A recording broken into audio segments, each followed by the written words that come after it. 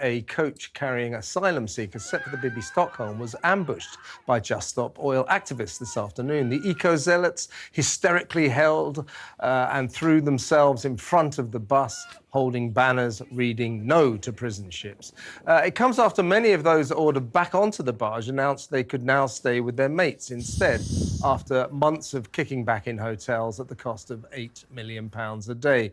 A Legionella scare on board the Bibby this summer forced the Home Office to move all 39 migrants off and into taxpayer-funded accommodation. But after 2 months of checks, officials have said the barge is now safe and secure and given the green light to start reboarding. Now, the Bibby Stockholm has just been a laughable disaster from start to finish. I don't know if how many they got on today, if any, but we're still, about 450. We've always been more than 450 shy of the 500 they had in mind. It was announced that this 50-year-old barge, which has gone all over the world, accommodating migrants, construction workers. It's actually from Barbados, funnily enough. And never once had a fire. It arrived here and the Fire Brigade Union said, "It's a floating Grenfell." This is the forces of the left trying to stop this. But I think this barge is a seriously bad idea. It's just tokenism. 500 young men will end up on this barge, in theory. Meanwhile, they go, "Look, we've got a new place to put them." Meanwhile, there are 170,000 asylum seekers. But that's the problem, isn't it? Hold up. That's the problem, which is as soon as you hotels. start looking at the numbers, this makes no sense. So this becomes an edifice and tokenism to a government that is desperate to be seen to be doing something, but in fact isn't doing anything at all, which is going to make a difference.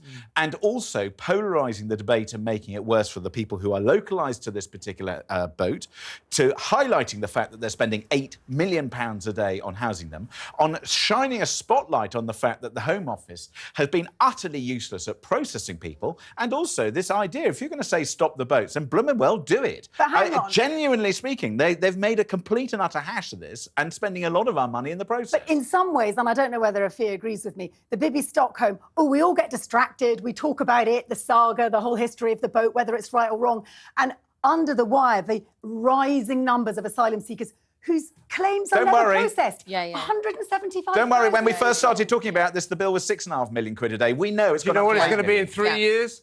£30 million a day if we carry on like that. And where does the buck stop? The problem is this is just a sticking plaster problem for the huger problem, even do that. like you so rightly said, of we have all these asylum seekers who just have they're never going to get their claims processed because the Home Office is not fit for purpose. Correct. Because the civil servants work 1 hour a week and get paid more than we all do combined. I didn't know they did that. Exactly. 45 minutes a week.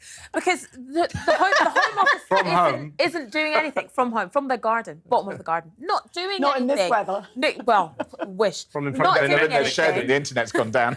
Not processing the applications. So people are just stuck in this system. Yeah. And then, of course, I mean, I hate the phrase stop the boats, but we have to do something about the people trafficking that is happening every single day. But no, let's just get a barge with Legionnaires on it and shove all these... So he hasn't stopped the boats, he's just added one to the number of boats. Exactly. This isn't actually the PR win that the government thinks it is. Because now we're thinking... I don't think they think it's a PR win. But the thing is, they think, or at least they're not in hotels. OK, so if you could put together this infrastructure for individuals coming over on boats, why can you do it for the thousands of homeless people on our streets? Especially if you could get together the, healthcare workers, the healthcare infrastructure, catering, all of that. I think that's the big question. I mean, to be honest, I think... That's such an important point that you've made, which is there's so many people sleeping rough in Britain. But relatively speaking, we're not going to go on there. But relatively speaking, something like the Bibby Stockholm would make such a difference to that homelessness. Yeah.